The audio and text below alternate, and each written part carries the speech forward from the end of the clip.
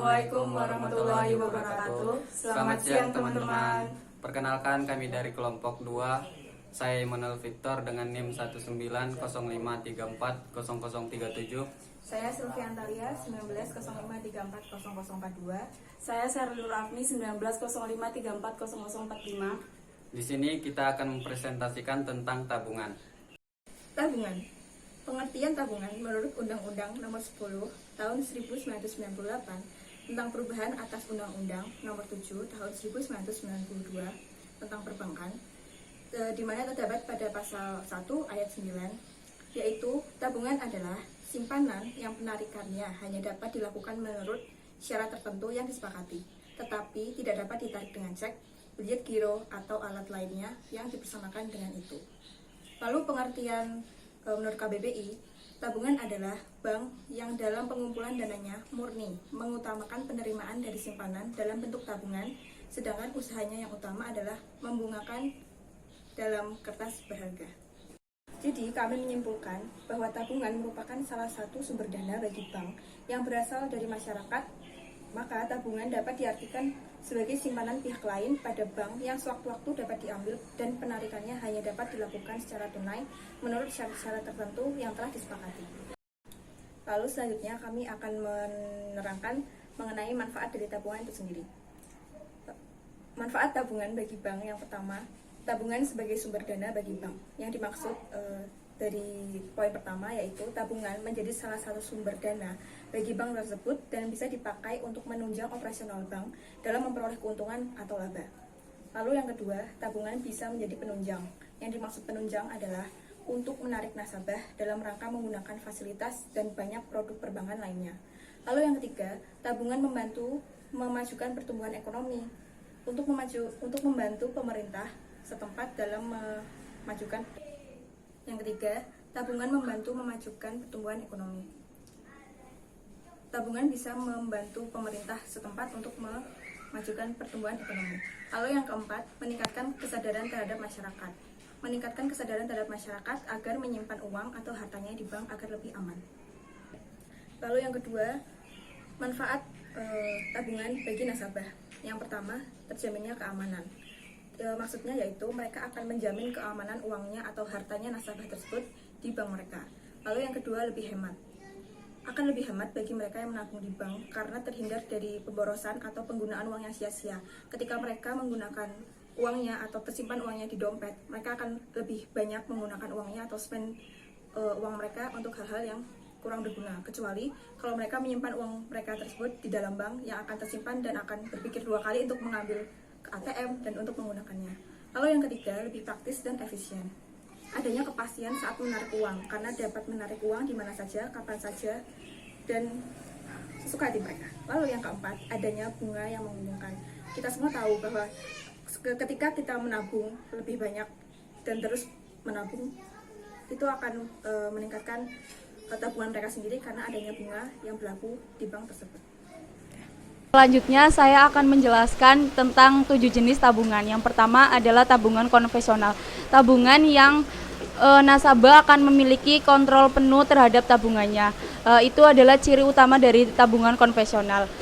Pengambilan uang bisa dilakukan kapan saja dan tidak ada batas waktu. Dengan menabung di tabungan konvensional, maka akan mendapatkan bunga bulanan. Besaran suku bunga hanya berkisar 0,5% sampai 2%, dan umumnya ada biaya administrasi yang dikenakan pada nasabah per bulannya. 2. Tabungan berjangka. Tabungan yang khusus untuk nasabah ingin menabung untuk masa depannya. Proses menabung dilakukan dengan cara auto debit oleh pihak bank ke rekening pribadi Anda. Tabungan ini memiliki sistem yang hampir mirip dengan deposito, yakni uang yang Anda tabungkan tidak akan bisa diambil sebelum jatuh tempo. Namun perbedaannya terletak pada jumlah uang yang bisa Anda masukkan. Suku bunga yang diberikan oleh tabungan berjangka lebih besar daripada tabungan konvensional. Oleh karena itu, jenis tabungan ini memang didesain khusus untuk Anda yang ingin disiplin menabung untuk masa depannya. Contoh dari tabungan berjangka adalah tabungan pendidikan. Jadi dana yang Anda tabungkan memang akan dipakai untuk keperluan pendidikan dan untuk masa depan Anda. Keunggulan dari tabungan berjangka adalah menabung jadi lebih mudah dan suku bunganya lebih besar dan uang Anda lebih terjamin. Yang ketiga, tabungan mahasiswa. Tabungan mahasiswa jika nasabah adalah mahasiswa dari suatu universitas yang bekerja sama dengan bank tertentu. Kegunaan dari tabungan mahasiswa adalah memudahkan Anda dalam proses pembayaran biaya kuliah. Jadi Anda tidak perlu lagi melakukan transfer untuk membayar karena biasanya akan dilakukan secara auto debit seperti di Unisbank. Selanjutnya, tabungan anak. Tabungan yang diperuntukkan untuk anak-anak atau pelajar. Tabungan anak memiliki beberapa keringanan dalam hal pembiayaan. Bank memberikan peraturan setoran awal yang lebih ringan, setoran minimum bulanan yang kecil, dan potongan biaya administrasi yang sedikit. Selain itu, terdapat bank yang memberikan kartu ATM atas nama anak agar memberikan kesan bangga pada diri anak tersebut dan lebih giat untuk menabung. Selanjutnya yang kelima, tabungan bisnis. Tabungan yang diperuntukkan khusus untuk bisnis nasabah. Untuk mendapatkan keuntungan itu, Anda harus memenuhi beberapa persyaratan, yaitu setoran awal yang besar dan minimum setoran bulanan yang juga besar. Jadi buat Anda yang buka bisnis atau memiliki usaha sendiri, tabungan ini sangat dapat Anda manfaatkan. Selanjutnya, tabungan pegawai. Tabungan yang diberikan dari perusahaan kepada pegawainya untuk memudahkan proses payroll gaji bulanan. Ada beberapa keuntungan yang bisa Anda dapatkan dengan tabungan ini, yaitu Anda sebagai pegawai tidak perlu repot-repot pergi ke bank untuk membuka tabungan karena prosesnya dilakukan oleh perusahaan. Lalu biasanya proses pengajuan kredit Anda kemungkinan besar akan diterima karena bank memiliki data informasi yang jelas tentang Anda dari perusahaan tersebut. Yang terakhir atau yang ketujuh, tabungan haji. Tabungan yang diperuntukkan bagi nasabah yang berniat untuk pergi umroh agar lebih terjamin. Besaran setoran bulanannya diatur oleh Anda sendiri. Pokoknya semakin cepat Anda mencapai biaya ongkos haji tahunan yang sudah ditentukan, maka akan semakin cepat juga Anda pergi umroh. Nasabah yang bisa pergi umroh adalah nasabah yang sudah melunasi atau mencapai biaya ongkos haji tersebut. Jadi semakin besar setoran bulanannya, maka semakin cepat Anda pergi umroh. Lalu yang selanjutnya ada tujuan tabungan.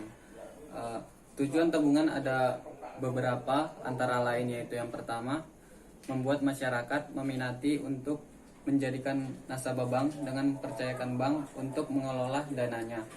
Selanjutnya yang kedua, meningkatkan pelayanan kepada para nasabah dengan fasilitas transaksi yang sering dilakukan seperti penarikan, penyetoran, dan lain-lain. Selanjutnya, sebagai alat untuk memudahkan transaksi bisnis atau usaha individu. Uang yang disisihkan nasabah dari hasil pendapatannya di bank dapat digunakan untuk cadangan di masa yang akan datang. Lalu ada faktor-faktor tingkat tabungan.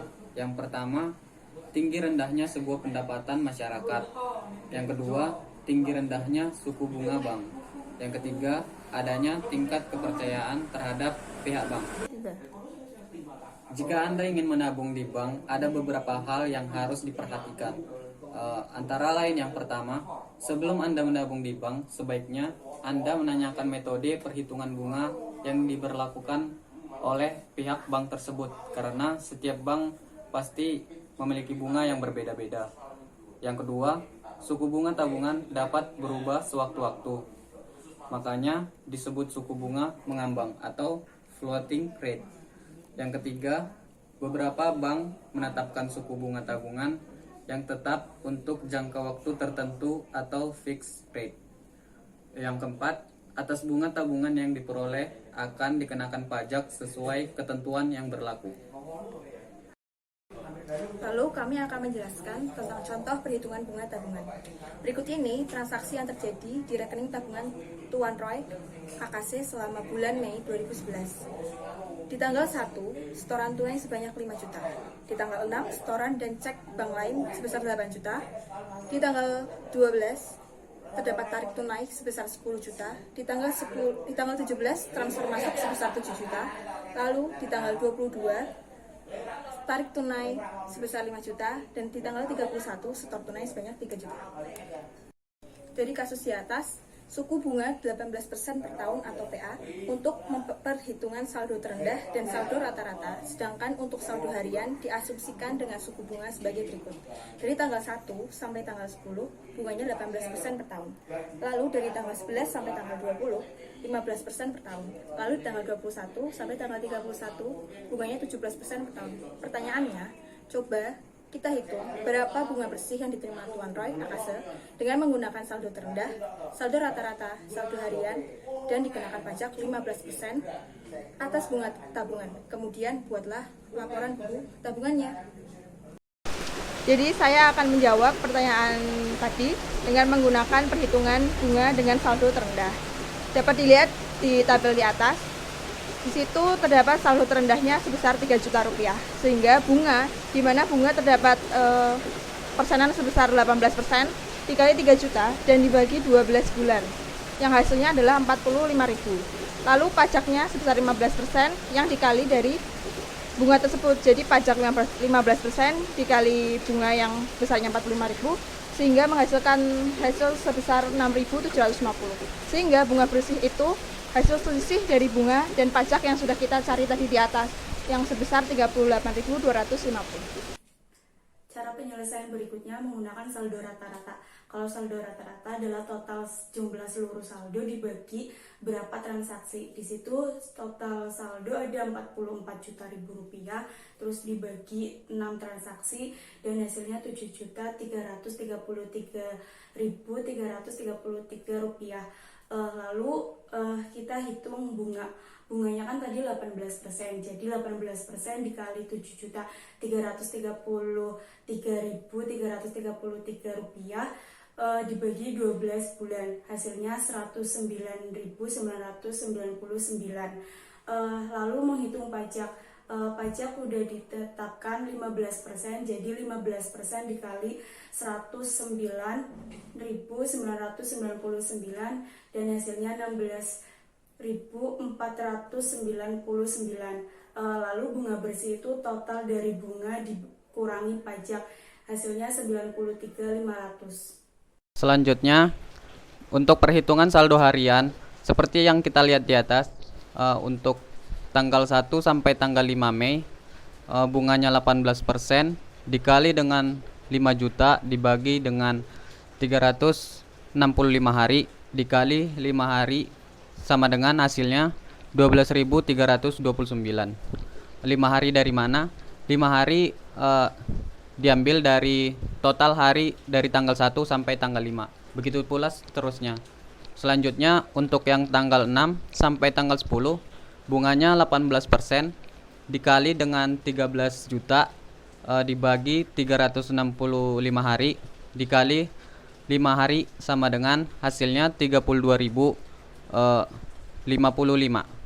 Selanjutnya untuk tanggal yang 11 Mei, bunganya 15% dikali 13 juta dibagi 365 hari dikali 1 hari sama dengan hasilnya 5.343. 1 hari dari mana?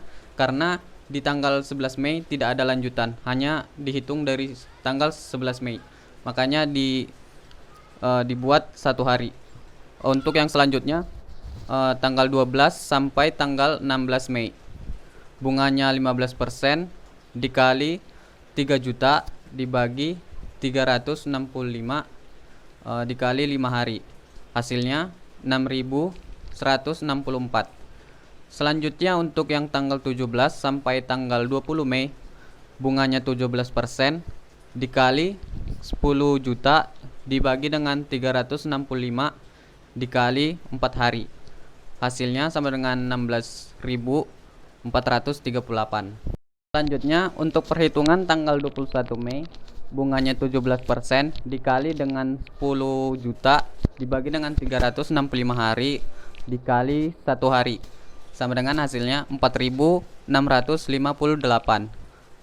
Selanjutnya untuk perhitungan tanggal 22 Mei sampai tanggal 30 Mei, bunganya 17% dikali dengan 5 juta dibagi dengan 365 hari dikali 9 hari, hasilnya sama dengan 20.959.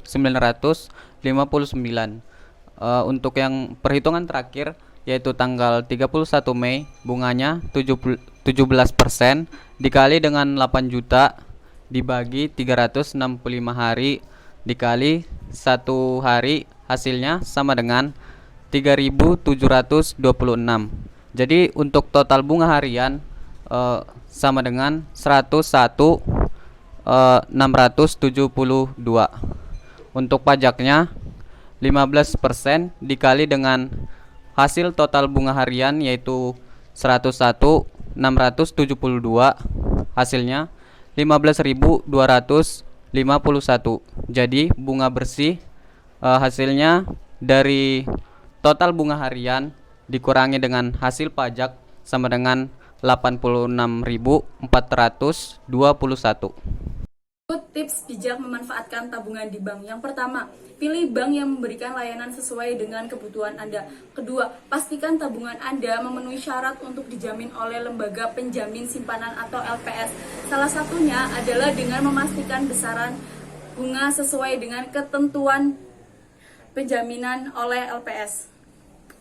Yang ketiga, baca, perhatikan ketentuan produk tabungan yang akan Anda pilih. Lalu yang keempat, sisihkan uang yang baru Anda terima di tabungan, seperti gaji, uang saku, dan lain-lain. 5. Lakukan penarikan sesuai dengan kebutuhan dan perencanaan pengeluaran Anda. Yang keenam, jaga saldo tabungan Anda agar bunga yang diperoleh setiap bulannya lebih besar dari biaya administrasi bulanan sehingga tabungan Anda tidak berkurang. Yang ketujuh dan yang terakhir, gunakan layanan transaksi perbankan elektronik agar hemat biaya, energi, dan waktu, karena tidak perlu datang lagi ke cabang bank. Terima kasih. Naik delman pergi ke kota, jangan lupa membeli alpukat. Demikian presentasi kita, semoga bisa bermanfaat. Wassalamualaikum warahmatullahi wabarakatuh. Terima kasih teman-teman. Jangan lupa komen, subscribe.